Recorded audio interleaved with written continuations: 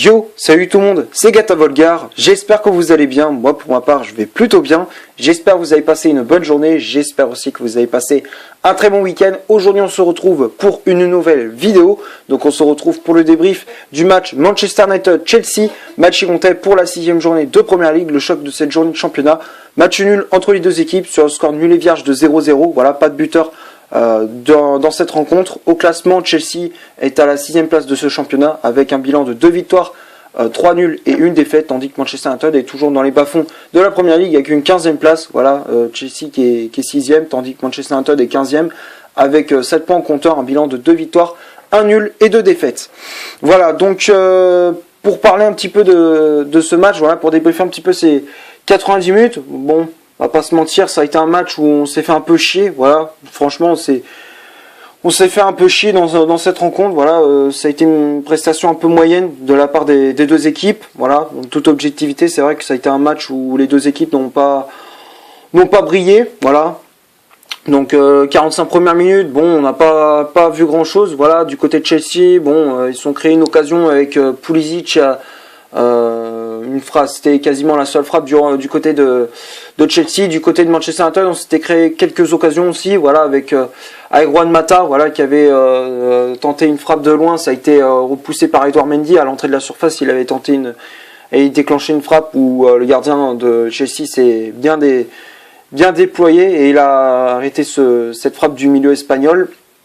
Et après, bon, voilà, on n'a pas vu grand-chose en première mi-temps. Voilà, ça a été plutôt une bataille tactique.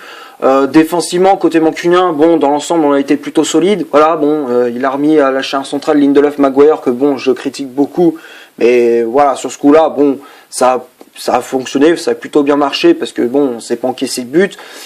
Et après, bon, offensivement, c'était pas trop ça, quoi. Franchement, milieu de terrain et offensivement, c'était pas trop ça. Voilà, milieu de terrain, McTominay, Fred, ça a pas trop, il y avait trop de déchets techniques. Après l'attaque, Rashford en pointe, ça avait bien marché contre Newcastle, mais contre Chelsea, ça a pas fonctionné. Voilà, moi j'aurais bien aimé voir, par exemple, un duo d'attaque. Moi j'aurais bien aimé voir un système différent comme contre Paris. Moi je comprends pas trop le schéma tactique de Solskjaer. Contre Paris, il te met un 3-5-2. Et contre Chelsea, il repasse à une défense à 4. Faudra m'expliquer, je ne comprends pas. Pourtant, tu voyais contre Paris, le jeu de Manchester United était fluide. C'était fluide. C'était techniquement, on était à l'aise. Franchement, on avait un jeu qui était intéressant. Là, il remet ce 4-2-3-1, mais au final, y a rien qui fonctionne, quoi. Tu voyais McTominay au milieu de terrain, il perdait trop de ballons, Fred aussi. Les ailiers à part Mata qui est sorti un peu du lot, mais sinon il n'y avait rien, quoi. Daniel James, c'est encore une fois fantomatique. Voilà, il me déçoit de plus en plus. Daniel James, il me déçoit de plus en plus. Voilà. Rashford en pote, comme je le disais, ça n'a pas trop bien fonctionné, alors que pourtant contre Paris, Solskjaer a mis 2 attaques en pointe, ça avait plutôt bien fonctionné. Bon, il y avait Martial, mais voilà, tu pouvais, je sais pas, par exemple, tu pouvais associer Mason Greenwood aussi. J'aurais bien aimé voir un duo d'attaque Greenwood-Rashford, même si voilà, il revient de blessure, mais voilà. Tu peux faire mieux, voilà, franchement, comme formation, comme schéma tactique, franchement, il peut faire mieux. Et en plus, il y a un truc, voilà, que je ne comprends pas encore, c'est Donny Van de Beek, les gars. Non, mais là, il faudra commencer vraiment à en parler sérieusement. Moi, pour moi, ce joueur-là, je sais pas pourquoi on l'a recruté, parce que, alors, j'ai rien contre lui, au contraire, c'est un très bon joueur de ballon. Moi, j'aime son style de jeu, j'aime bien. Mais je sais pas pourquoi on l'a recruté, parce que tu vois que il a même pas été titulaire une fois en championnat, même pas une fois. C'était tout le temps en fin de match qu'il rentre pour jouer 20 minutes. Voilà. Les seules fois où on le voit titulaire, c'est en match de coupe. Voilà, coupe d'Angleterre, coupe de la Ligue. Sinon, il est pas titulaire une fois. Donc des fois, je me demande si sérieusement on l'a recruté, mais je sais pas si ce recrutement-là, le fait de l'avoir recruté, ça a servi à quelque chose. Voilà, on a l'impression que Solskjaer, il a recruté Van de Beek, c'est pour nettoyer les chasubles, apporter les gourdes et déplacer les coupettes durant les entraînements. Non mais je sais pas, pour moi, je vois que ça. Sincèrement, je vois que ça. Alors qu'au lieu de faire rentrer Van de Beek, il te fait rentrer Pogba qui a servi à rien. Voilà. Donc c'est, je crois, un peu bizarre, comme je disais, le choix tactique, voilà, de Solskjaer, que franchement, je trouve ça un peu inaudible. Voilà, donc à la mi-temps, il y avait toujours 0-0. Second mi-temps, bon, Manchester United s'était créé un peu plus d'occasions, voilà, donc avec Bruno Fernandes, avec Juan Mata, bon, il y avait encore trop de déchets techniques, mais malheureusement, ça passait pas. Du côté de Chelsea, ils étaient un peu plus dangereux, voilà, notamment Timo Werner, voilà, même si on l'a pas trop eu dans ce match-là, le peu d'occasions, le peu de ballons qu'il avait, c'était très dangereux. Kai Havertz aussi, qui avait créé du danger, voilà, du côté de Chelsea, voilà, donc bon. Ça a été chaud pour nous en seconde mi-temps, mais voilà, heureusement qu'on avait un David De Gea qui était dans un bon jour aussi, voilà, donc il a fait une très bonne prestation aussi, voilà, donc il a réussi à garder ses cages inviolées pour la première fois de la saison, pour la première fois en championnat, donc voilà, après, voilà, seconde mi-temps, ça a été à peu près la même chose, voilà, il y a eu un peu de mieux, voilà, du côté des deux équipes, il y a eu un petit peu plus d'occasions. Mais bon, sans plus quoi. Franchement, ça, on n'a pas trop vu. Après, en fin de match, Solskjaer, il a fait rentrer la recrue, Edinson Cavani. Voilà, bon, il y a eu un petit peu le mieux, même s'il n'a pas eu énormément de ballons. C'est vrai que quand même, le peu d'occasions qu'il avait, elles étaient dangereuses. Voilà, c'était même nos meilleures actions, on peut dire ça comme ça. Après, Pogba, comme je le disais, il est rentré, il a servi strictement à rien. Voilà, et Greenwood, on n'a pas trop vu non plus. Voilà, donc même s'il est rentré genre 10 minutes, bon, on l'a pas vu de la rencontre quoi. Donc voilà. Donc c'était un match un peu décevant à voir. Voilà, je restais un petit peu sur ma faim à la fin de cette rencontre.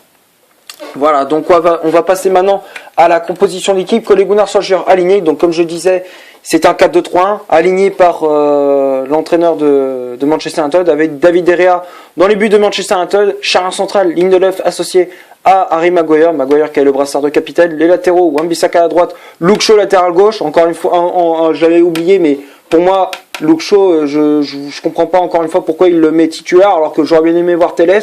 Telles, il a joué 20 minutes, il avait joué tout le long du match, quasiment tout le long du match avec Manchester contre Paris en Ligue des Champions. Là, il joue plus, bizarrement, il passe sur la feuille de match, bizarre. Voilà, il y a des choix, je comprends pas trop.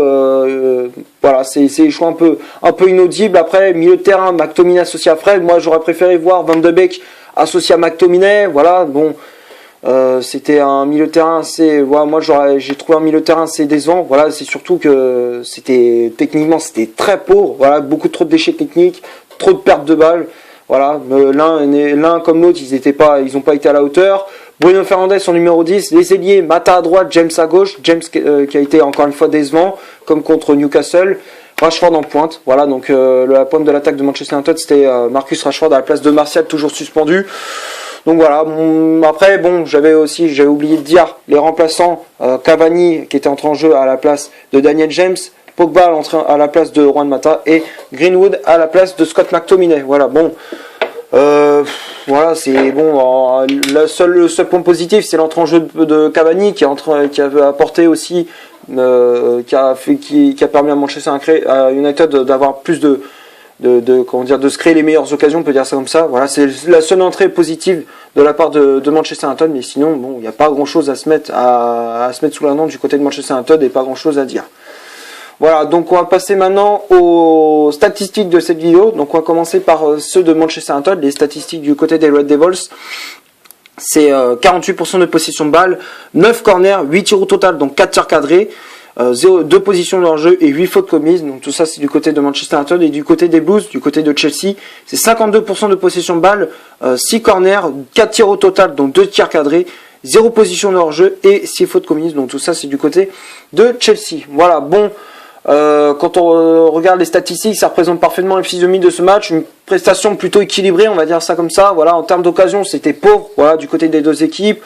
Défensivement, bon, c'était costaud, mais voilà, du côté des équipes, c'était costaud aussi, mais voilà, offensivement, on n'a pas montré grand chose. Voilà, donc ça a été un petit peu, voilà, c'était un petit peu. Un peu compliqué, voilà, de voir une occasion du côté de Manchester United comme du côté de Chelsea, voilà. Donc encore une fois, ça représente parfaitement la physionomie de cette rencontre, une prestation pauvre de la part des deux formations. Voilà, donc on va passer maintenant, au top et au flop de cette vidéo. Donc on va commencer par David De Gea. Derea pour moi qui a fait un match correct, voilà, il a fait comme contre Paris. Bon, contre Paris il a été brillant. Là il a un peu moins brillé, mais voilà, il a été quand il a fait parler son efficacité. Il s'est pas encaissé de but, voilà, donc c'est le point positif qu'on peut dire pour David Derea. Voilà, donc dans l'ensemble il a fait un match correct, donc pour moi Derea je le mets dans le top. Après, la chaîne centrale, Lindelof, Maguire, les deux, ils ont été solides. Dans l'ensemble, ils ont fait une bonne prestation aussi. Voilà, donc les deux, je les mets dans le top. Maguire qui a intervenu, même si bon, en première mi-temps, il y a eu une intervention où il y aurait pu avoir penalty, c'est vrai. Voilà, où à un moment donné, il ceinture carrément Azpilicueta. Voilà, il le prend comme si c'était du catch, quoi. Tu le voyais, il avait pris carrément le coude, genre, il l'étranglait et il l'empêchait de sauter. Donc c'est vrai qu'il y avait un petit peu, on pouvait contester cette action. Voilà, mais dans l'ensemble, Maguire a fait un match correct, donc voilà, Maguire je le mets dans le top, Lindelof aussi, voilà, qui a fait une prestation correcte aussi. Les latéraux, Wan-Bissaka à droite et Luke Shaw à gauche, bon, Wan-Bissaka qui a fait un match correct, voilà, bon, même si, voilà, offensivement, ça a été un peu, voilà, les centres, c'était pas toujours ça, mais bon, voilà, défensivement, il a été costaud, donc pour moi, dans l'ensemble, il a été plutôt bon, voilà, donc Wan-Bissaka pour moi, je mets dans le top. Luke Shaw, bon match moyen de la part de Luke Shaw, défensivement, il a pris un peu l'eau face à Kai Havertz, voilà, et Reece James aussi. Donc ça a été et offensivement, bon, c'était pas trop ça non plus, c'était un peu pauvre de la part du latéral anglais, voilà. Donc pour moi, Luke Shaw, je le mets dans le flop. Après le milieu de terrain, McTominay, Fred, bon, comme je disais, c'était très pauvre. Techniquement, c'était pauvre. Trop de pertes de balles, voilà, trop de déchets techniques. Franchement, c'était très pauvre de la part des deux milieux de terrain, voilà, de Manchester United. McTominay, pour moi, je le mets dans le flop. Fred aussi, voilà, donc les deux pour moi ils ont été décevants.